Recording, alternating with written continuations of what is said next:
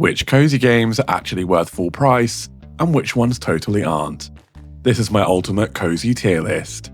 Stick around until the very end, because the final game on this list is an S-tier cozy masterpiece you need in your library. Let's start with a magical little gem, Wylde Flowers. On the surface, it's a farming sim, but beneath it, you've got a heartfelt witchy drama with every character fully voice acted. I spent over 30 hours tending crops by day and casting spells by night, and the production quality really shines. The story pacing is deliberate, the characters have distinct personalities, and it feels like you're living inside a cozy TV drama where every villager has their own arc. One thing I loved was how farming and witchcraft intertwine. You don't just plant crops, you nurture them with spells, and you celebrate seasonal changes with rituals, and you feel part of both the natural and magical cycles. It isn't infinite like Stardew, it's more of a crafted, story-driven experience, which means once the story wraps up, you may not feel the same urge to replay. But as a premium, high-quality narrative cozy, it absolutely holds its ground. Wylde Flowers goes into A tier. Warm, polished, beautifully told, with great characters and memorable magic, but just a little short of endless replay. Next up, Hokko Life. On paper, this looked like the ultimate cozy sandbox. You can design furniture, decorate the town, and create your dream life. I was so excited for it, and even spent several nights designing rooms and experimenting with colours. The art style is inviting and the concept is strong. But in practice, the grind ramps up way too fast. NPCs feel shallow, and progress quickly turns into repetition. After the novelty of designing wears off, you're left with a loop that doesn't reward your effort in the way Animal Crossing or Stardew do. The pacing drags, the world feels a little empty, and I often found myself logging off sooner than expected. There's charm here for sure, and if designing is all you care about, you may find value, but at full price, it just doesn't stack up against other life sims on the market.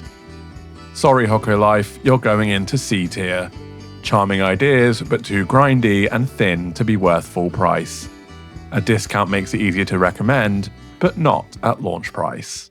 Let's move on to Potion Permit. This game absolutely nails its vibe. You're the town healer, brewing potions, diagnosing villagers, and slowly becoming part of the community. The pixel art is gorgeous, with cozy lighting and warm palettes that make every evening walk through town feel peaceful. The soundtrack is gentle and adds to the healing vibe. Gameplay-wise, it starts really strong. Diagnosing patients, foraging for herbs, mixing ingredients in puzzles. It feels satisfying. But after a while, the routines start to repeat, the potion minigame doesn't really evolve, and after diagnosing your 20th villager, you know exactly what's coming. I do appreciate the slow building relationships and the town story, but I find myself thinking, this is good, but if it had just a little more variety, it could have been great. Potion Permit is going into B tier. A lovely routine with wholesome vibes and charming art, but too shallow in the long run to reach higher. Okay, it's time for a big one, Stardew Valley. Do I even need to introduce it? This is a cozy game that redefined the entire genre. I've poured hundreds of hours into it and still find new ways to play. It's not just farming, it's mining, fishing, festivals, romance, secrets, late game optimization, and even mods if you want endless new experiences. What blows me away is the generosity. Years after release, it keeps getting free updates that add huge amounts of content, things most studios would charge for. The polish is insane for a game made by one developer, and it's become the benchmark everyone else tries to match. For $15 or $20, you can sink hundreds of hours into Stardew Valley. That's the best return on investment you'll find in gaming, full stop. No suspense here, Stardew Valley belongs in S tier. The undisputed benchmark for cozy gaming value, hundreds of hours, constant free updates, and pure heart. Now for something quirkier, Ooblets. This game is colourful, whimsical, and full of dance battle charm. It's one of the most unique cozy games I've played, combining farming, creature collecting, and silly humour. You grow your little ooblets, train them, and then watch them dance battle instead of fight. It's light-hearted and always a bit ridiculous, in the best way. The world is playful with quirky writing and memorable characters, but here's the catch: the humour and style are niche. If you vibe with it, you'll absolutely adore Ooblets. If you don't, you'll find the mid-game repetitive and the jokes wearing thin. I enjoyed my time, but it didn't have the depth to keep me engaged for dozens of hours. Ooblets joins the list in B tier. Unique, whimsical, and full of charm, but too niche and repetitive to justify S or A. Let's talk about Fields of Mistria. This is one of the newer cozy farming sims on the block, and it launched with some rough edges. But here's the thing, the updates have been consistent and the core loop is already very strong. Planting crops, getting to know the villagers, exploring the mines, it scratches the same itch that made Stardew a classic. I found myself staying up way later than planned, saying just one more in-game day. That's always a sign of a good cozy game. It's still finding its footing, but as a player, it feels like being part of a journey as the game grows. If you're into farming sims, buying it at full price feels like investing in something that's only going to get better. Fields of Mistria earns A tier, a strong, promising farming sim that already feels cozy and rewarding and will only improve. Next is Littlewood. This game flips the usual formula: you're not saving the world, you're rebuilding it after the adventure is over. It's adorable, stress-free, and really pleasant to play. I loved how it encouraged me to take things at my own pace, chatting with villagers and designing the town however I liked. But here's the downside: it's short. I wrapped it up in under 20 hours, and while I enjoyed every minute, I didn't feel compelled to replay. Compared to games that keep you hooked for months, Littlewood feels like a cozy weekend getaway rather than a long holiday. That's fine, but at full price, it's a tougher sell. Littlewood goes to C tier. Sweet, adorable, and worth experiencing, but too short-lived to feel like a premium full-price purchase. Now let's head down under with Dinkum. At first glance, it feels like Australian Animal Crossing. But give it time and you'll find a surprisingly deep game underneath. After 50 hours, I still had new goals, licenses to unlock, terrain to shape, visitors to host, and seasonal events to try.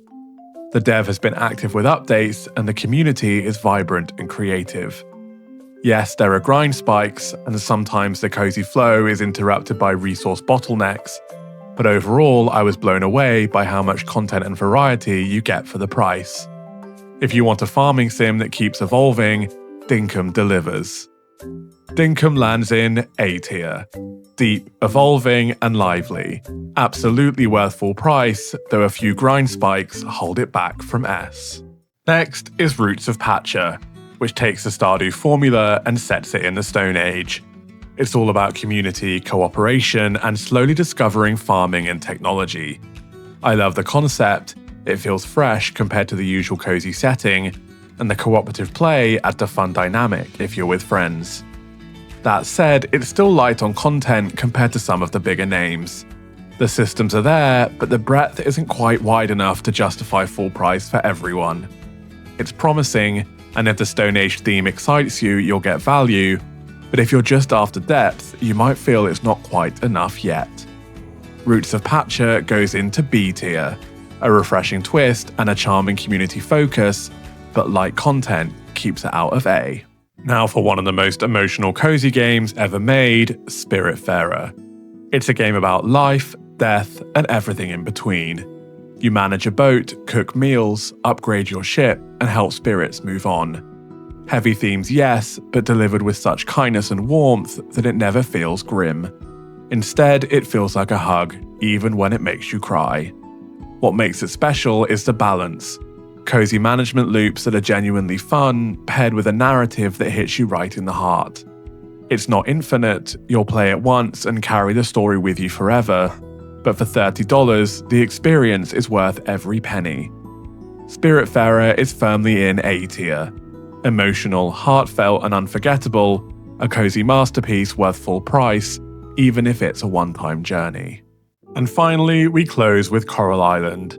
If Stardew is the gold standard, Coral Island is the heir apparent.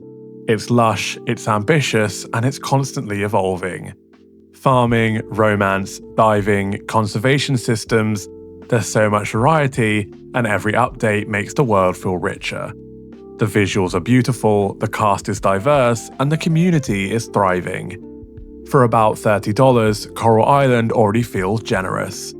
And with the roadmap promising even more, the value is only going to increase. This is a cozy game that feels alive, like it will grow with you the longer you play. Coral Island takes its place in S tier. Ambitious, lush, and only getting better. A shining example of full-priced value in cozy gaming.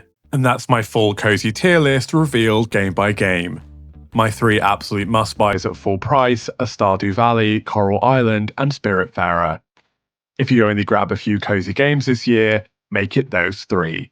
They deliver the strongest value and the most lasting joy. And now I want to hear from you. What are your top 3 cozy games that deserve full price?